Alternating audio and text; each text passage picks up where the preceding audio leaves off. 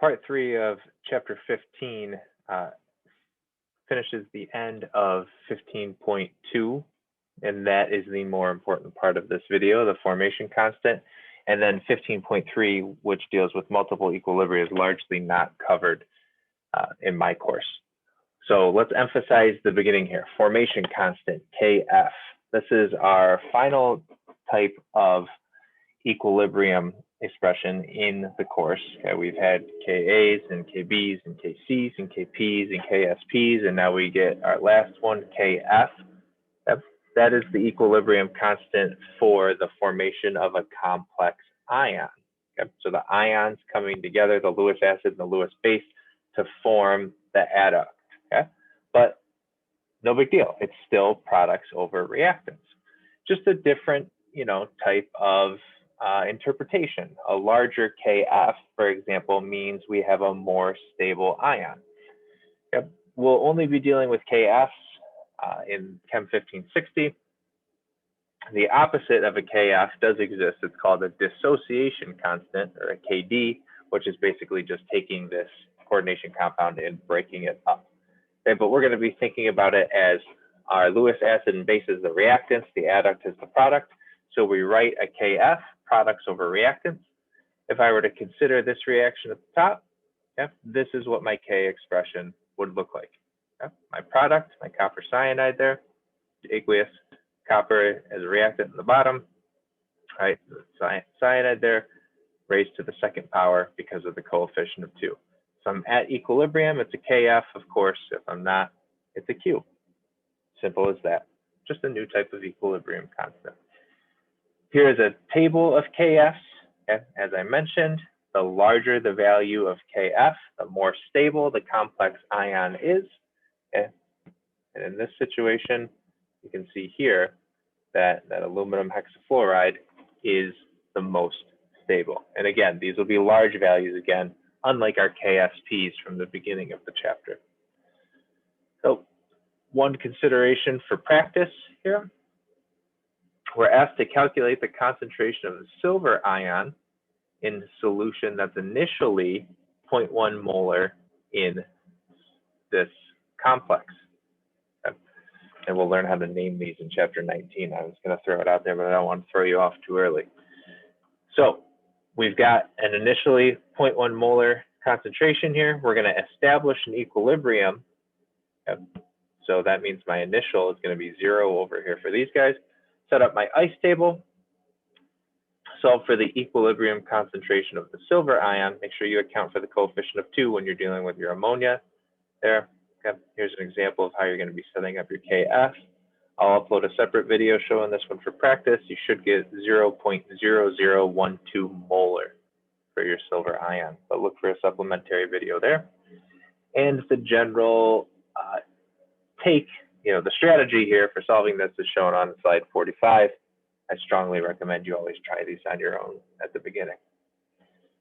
So that wraps up 15.2. Let's finish the chapter here in 15.3, which just tells us that a lot of the time a single equilibrium doesn't properly describe the system. And we kind of already saw that when we had a KSP expression and then a KF. So we had to consider all the reactions at the same time. That's the world of multiple equilibria, when we have more than one equilibrium reaction that's happening all at the same time. Okay? Like an acid-base reaction, then forming a solid product, so you have a precipitation. Or think about the ocean, right? All sorts of different things that are going on. Right? Dissolving CO2 in the water, right? Think about the drastic effect that has. You've already heard about the acidification of the ocean. We're not pouring acid into the ocean, so how is it happening? Okay, you've got gaseous CO2, being produced from combustion in 100 other ways. Forms aqueous CO2, right? Now it's in the ocean, plenty of water there, okay? So you form carbonic acid there, H2CO3. Well, now that has a Ka expression. That's a weak acid, so it can dissociate to form proton and bicarbonate, right? And that bicarbonate can then dissociate once further to form carbonate and another proton. So you see there from CO2, we've ended up pulling 2 other protons off. This is where ocean acidification comes from. CO2 from the atmosphere Those protons make seawater more acidic. Okay? And that ocean acidification hurts calcium carbonate concentrations that are needed to make reefs because it's more soluble in an acidic solution. Okay, so the acidity can then, right, you've heard of coral reef bleaching. Coral reef bleaching. That's what's going on, right? Dissolving that calcium carbonate. Acidity can affect solubility. Okay? Can also happen in your teeth. Right? Here's a calcium phosphate mineral that will react in an acidic solution. How does that relate to your teeth? Well, there are certain bacteria in your teeth that produce acid. Acid buildups like that can lead to cavities. Okay? Why is that notable? Right? What's going on here? Well, this is the compound enamel that protects your teeth, right? So if we have things that are producing protons in solution, it's going to consume that OH, drive this concentration down, shift that equilibrium to the right. Okay. Thinking about your enamel on your teeth taking off, it's where those bacteria hurt. That's why you brush your teeth if you learn nothing else from this course. Yep. But you probably know that there's fluoride in your toothpaste, which can help the situation. Yeah. Adding a little bit of sodium fluoride there converts your hydroxyapatite to fluoroapatite, okay, which is less soluble in an acidic solution, harder to drive that reaction to the right. Okay? Which is not to say you should just start guzzling fluoride, right? It can have negative effects on your bones, which is why you always have this in extremely low concentrations on the ppm level. Okay? So just more fun facts, nothing you would be tested on there. Just some examples of where we have multiple equilibria all affecting one another at once. So we leave off our final two slides here, considering, right, dissolution versus weak electrolyte formation. If we've got a whole bunch of things happening in solution, we can determine how to shift the concentration of ions in equilibrium, right? Still applying Le Chatelier's principle, but now thinking with we have a slightly soluble solid, say that 5 times fast, and a solution of ions. Okay? So now we just have to consider the different effects of those ions and everything that can possibly happen. Okay?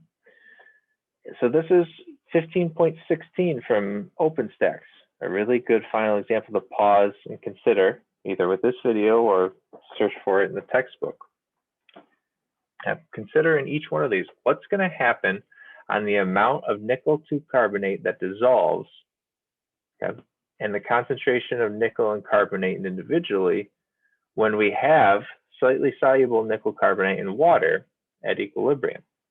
So step 1 is to write out that equilibrium expression, right? NiCO3, it'll dissolve, it's right solid on the reactant side to Ni2 plus and CO3 2 minus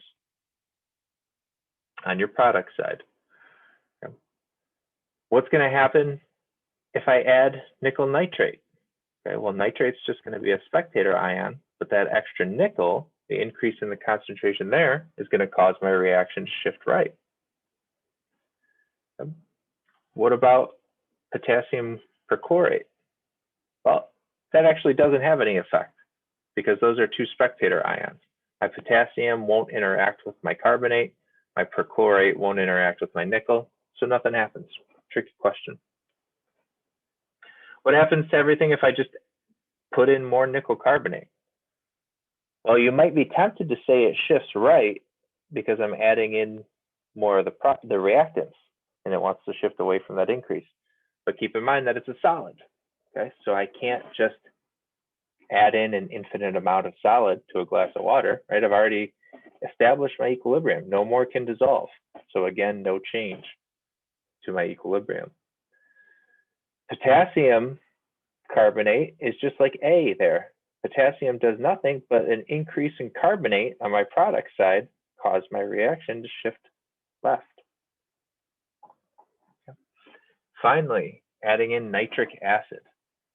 Okay. The proton from nitric acid, as the question tells us, will react with carbonate to form HCO3, okay, bicarbonate, and then eventually H2O and CO2. So by adding in HNO3, we decrease the concentration of carbonate. That causes, right, that concentration to go down. Being on the product side, my reaction shifts right. So in an acidic solution with nitric acid, more nickel carbonate will dissolve. So again, here, shift left, less dissolves. B and C, no change. D, again, shifts left, less dissolves. Okay, but for E, that's a shift right, and more of my nickel carbonate will dissolve. Really good problem to finish up the ideas from the chapter. Of course, look for the supplementary videos from the ideas throughout. The big takeaways from chapter 15 are know what your KSPs and your KFs are all about, and definitely know the definitions and how to identify Lewis acids, Lewis bases, and the Lewis acid base adducts.